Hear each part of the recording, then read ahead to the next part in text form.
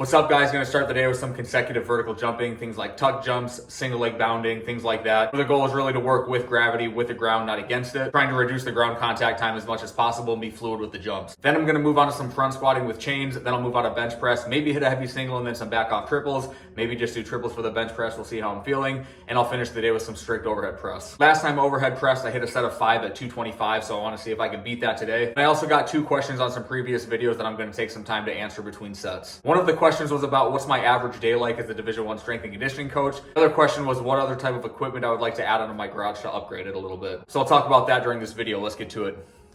I got my Icarus shoes on for the jumping. These are really nice shoes. You can wear them to lift, you can wear them to sprint, you can wear them to jump. You can also wear them for just casual wear too. They're kind of this like minimalist type shoe, but they have a wide toe box, so they're really comfortable. And they're also pretty nice looking if you don't wear them out. Like these I can wear with jeans on like a special occasion type of a night. So if you're interested in getting a pair of shoes like these, you can use my discount code. It's WILL10 at their checkout. I highly recommend it. Okay, I'm gonna start the jumping now. I'll do it for like 10 to 12 minutes. This will be my warm up leading into the front squats.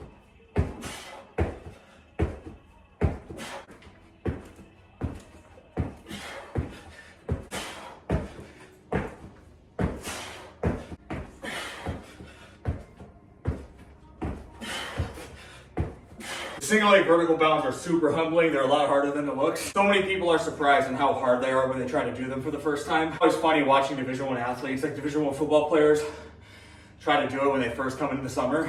Because it looks so simple, you're just jumping on one leg, but trying to do it with fluidity, with some rhythm, getting enough height to actually bring your knee to your chest, and then being able to attack the ground when you land and not stumble, not lose your balance. It's hard, man.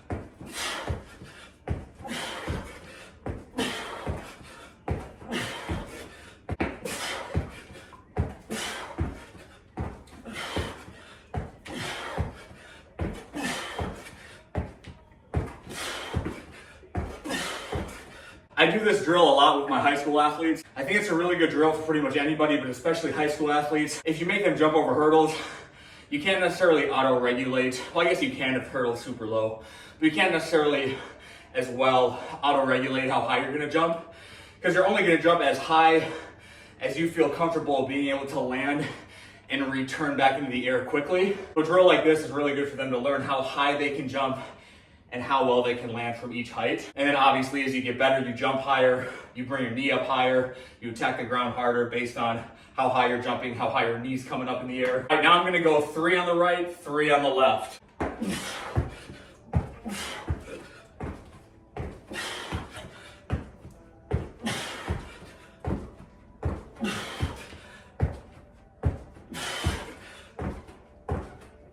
Whew. Shit gets tiring, let's go squat. All right, I'm gonna do my first working set here at 315 with the chains. Again, I don't know how much the chains weigh, so we'll see how this first set goes.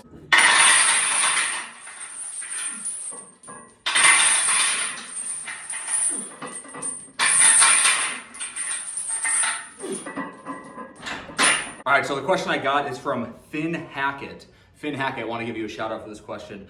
What does a typical day look like as a Division I strength coach? Honestly, man, it's pretty easy.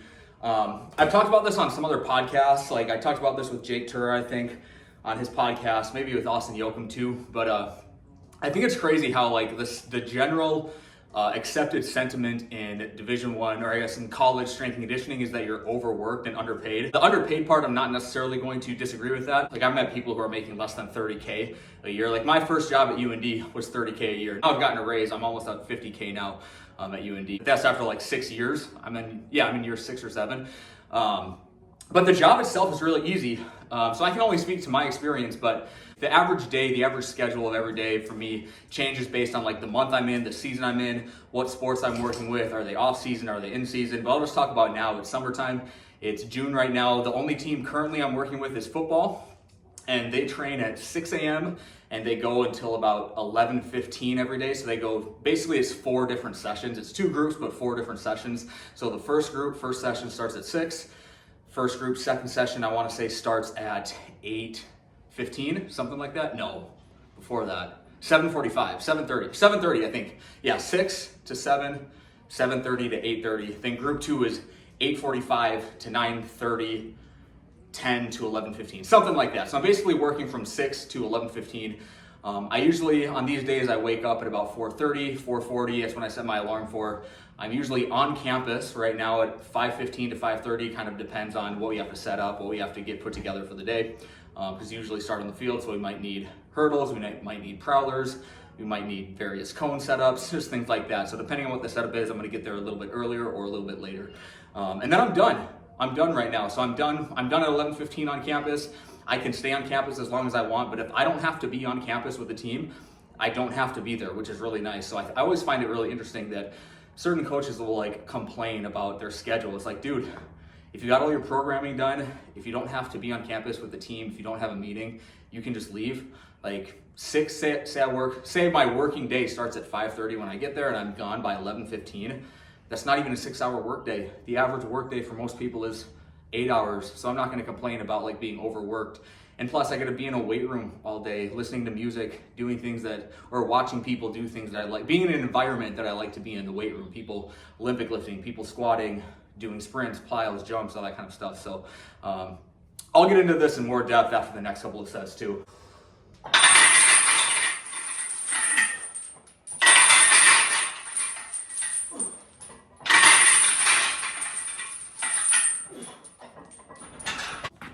Ooh.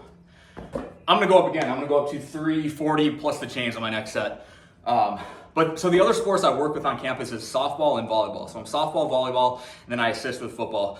I've said it before, I'll say it again just for the video. I don't program, I don't make any decisions for football. I kind of just show up. So I have to program for volleyball, I have to program for softball, and then any sort of like staff meetings that I'm required to go to, I go to. But usually I'm not required to go to a lot of that stuff. I have to help out with recruiting every once in a while. But generally speaking, I'm kind of left out of a lot of that stuff, which I can't complain about. So I'll talk about like my spring semester from this past, so spring of 2024. Softball's in season because they play from like February through May.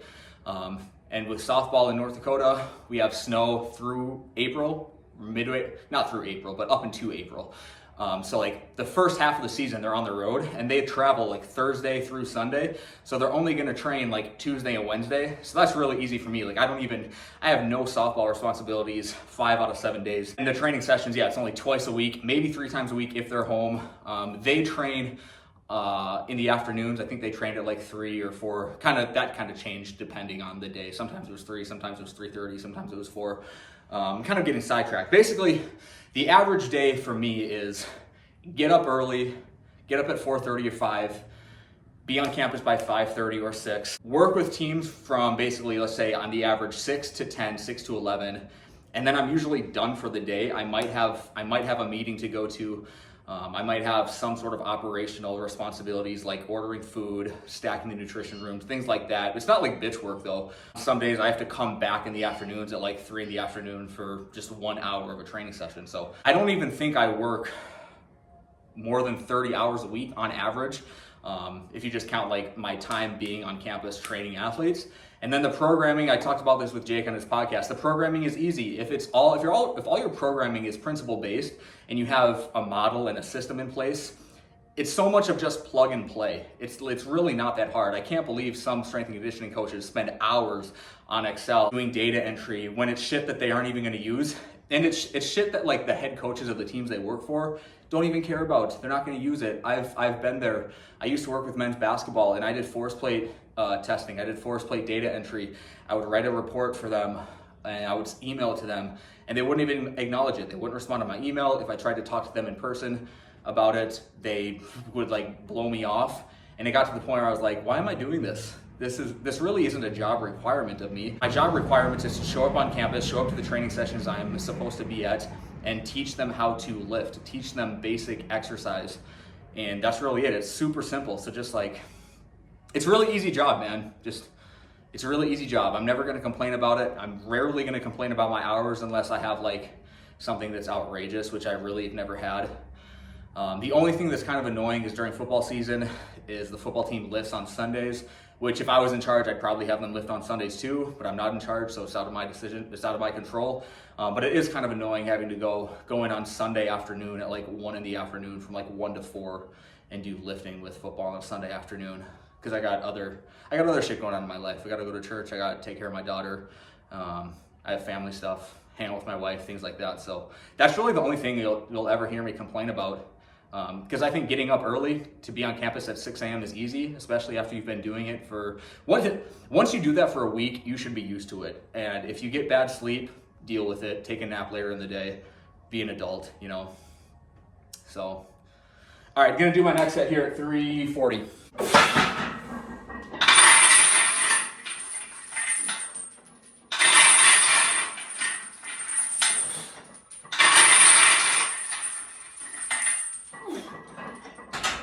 But I feel like I haven't really answered the question very well yet. So what does my day look like? So I'll give you my summer day right now, because I'm on campus from 6 to 11:15 pretty much every day. And then I do personal training in my garage in the afternoons. So right now, the average day is on campus at 5:30, training from 6 to 11:15 with the football team. And then my first client in the afternoon for personal training is at 1:15. So I have from 11:15 to 1:15. I get this 2-hour break. So what I typically do, like right now, I'm training, so I have this break. So this 2-hour break, I train, I use it to make content. I get any other sort of computer work done, whether it's computer work for my business or computer work for like programming for my teams on campus. Haven't had to do a lot of that because I don't start with volleyball until next week. So actually today, before I started training, a truck's driving by, so I'm just gonna let it go by. Yeah, I haven't done a lot of computer work for programming for my athletes on campus because today was my first day actually doing that, because I don't start with volleyball until next week. So today I did the programming for volleyball starting next week. And I got less than an hour to get this training session done and get the content done before my first client comes at 1:15. So yeah, I have this 2-hour break to train, do whatever work I need to do, get lunch, and then I have clients I have blocks of 1:15 to 2:15, 2:15 to 3:15, 3:15 to 4:15, 4:15 to 5:15. So I have 4 slots every day. Not every hour of those slots is blocked off. Some days I have 3 of them, some days I only have 1 of them. It just kind of depends on the day in the week. I train in the afternoon. If I have a break, maybe I'll do more social media stuff. Maybe I'll just relax. Maybe then I'll eat lunch if I didn't have time to eat lunch during that 2-hour break. And that's kind of my day. And then I go pick up my daughter from daycare at about 5-ish, 5:15 with my wife every day. And then we come home and we have dinner, hang out with the family, jump at the pool a little bit, put my daughter down at like 7:30 every night, hang out till about 9, then I go to bed, 9:30, then I go to bed. So that's my average day right now in the summer.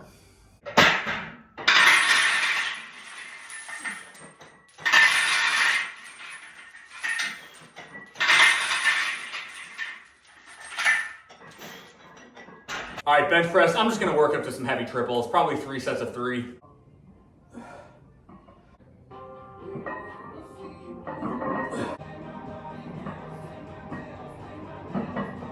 All right, gonna do my first set here at 320.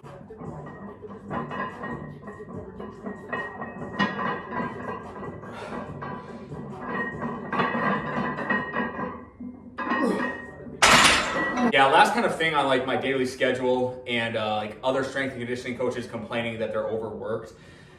If you ever hear someone say that they're overworked as a strength and conditioning coach, I would just disregard everything else that person says. Like if they feel that way, one, that's either their fault or they're just like poor time managers. So like strength and conditioning coaches often are asked to do unwarranted tasks, or they're just asked to do things that are outside of their job description. You just have to say no when you're asked to do that. But a lot of these people, because they want to show value, they want to show the head coaches they work for value. They want to show the ATs that they work for that they're not just like meatheads.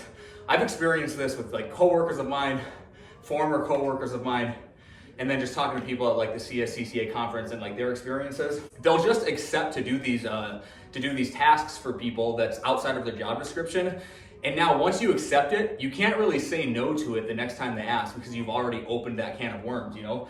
Like you can't put the genie back in the bottle. You just have to say no. If for other strength and conditioning coaches out there, or say you're a GA, if I'm talking to someone who's a GA that doesn't have a full-time job, when you get that full-time job, make sure you set these borders, make sure you set these parameters of this is my job, this is what I'm here to do.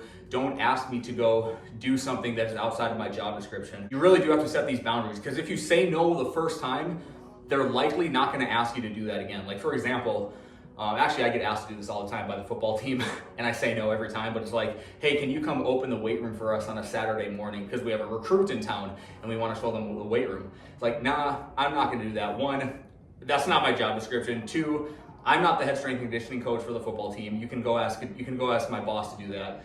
But you have to say no to that stuff. And like another thing is, I've been asked to do pre-practice warm-ups for teams before. At first, when I was younger, I would say yes. I said yes to that for the men's basketball team I worked with. And then you say it once, and now I have to do that every day. Waste my time. It's a 5 to 10 minute dynamic warm-up before practice that they don't even need to do because they can just do layup lines to warm up for practice. It's like, why are you asking me to do this? And then why am I saying yes to do it? But like other teams I worked with, I've just told them I don't want to do that.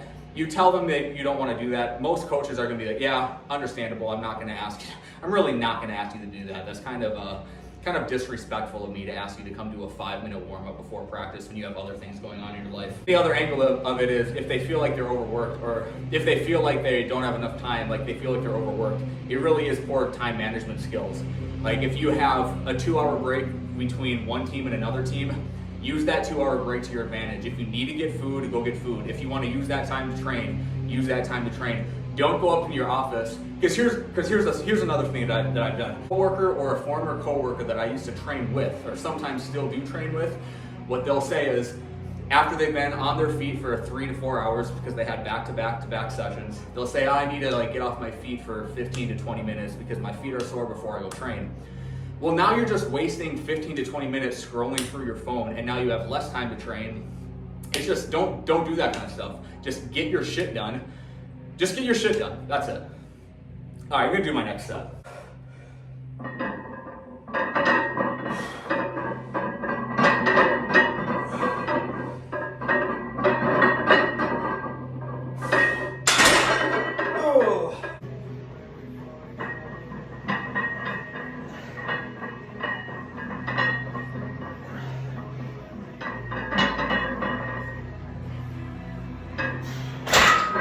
The original plan was to do 10, 8, 6, 6, but I said I just want to be 225 for 5, so I'm going to do that. Whether that's 225 for 6 or 230 for 5, that's what I'm going to work up to.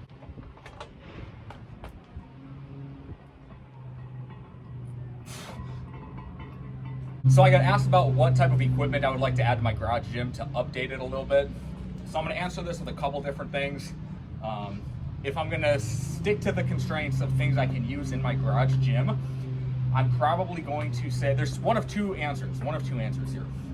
One of them is a safety squat bar, just for the novelty of a different type of bar to use, because I have a trap bar. I've had a trap bar pretty much forever, and if you guys follow me long enough, you know I actually don't really like the trap bar very much. I haven't used it with any of my clients for at least 2 years. I think summer of 2022 was the last time I used my trap bar. I should sell it, but I am keeping it around in case I do have to use it at some point, because maybe I do work with an athlete who has some serious limitation that they can't. Neighbors mowing their lawn, so I'm just gonna come up a little bit closer. So maybe there's a time I'm gonna have to use the trap bar if a client of mine has some serious limitation that they can't use a barbell for whatever reason. But I've had it; it's just collecting dust. I want to get rid of it. But if I was gonna upgrade a piece of equipment, it would definitely be a safety squat bar, so I have a different type of bar to use. And you can get creative with different ways to use the safety squat bar too. I can do calf raises with it. I don't have to put a metal bar on my thigh and do calf raises with it. I can use the pad and put the pad on my thigh, and it's a lot more comfortable. The other thing is blocks, like jerk blocks or Olympic weightlifting blocks, which I am planning on getting. I'm planning on getting the Bells of Steel crash pads from Bells of Steel. That way I don't beat up my concrete when I Olympic lift out here. So I can do more Olympic lifting. So that's the plan. Those are the two things that I really want to upgrade. I'm gonna do my next set, then I'll keep talking.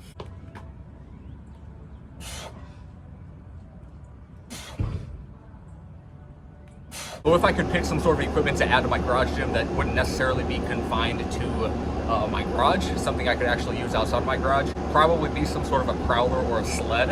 I got plenty of open space. Like there's a park right down the street from my house I could go use that at. So that'd be one thing. Or a glute ham raise. I would love to have that in my garage too. I do have a little roller pad that I can attach to the bottom of my rack to do Nordic hamstring curls with, but it's too high. You can still do Nordic hamstring curls with it, but your feet have to come up off the ground, so you get this really weird angle. It's just really uncomfortable. So if I had a glute ham raise machine, or if I had space for a glute ham raise contraption, I would definitely get that too. But I'm gonna do my last set here. I decided I'm gonna go for 230 for 5, maybe 6 if it feels good, but that's how I'm gonna be 225 for 5 from last time. So 230 for 5, that's the goal here.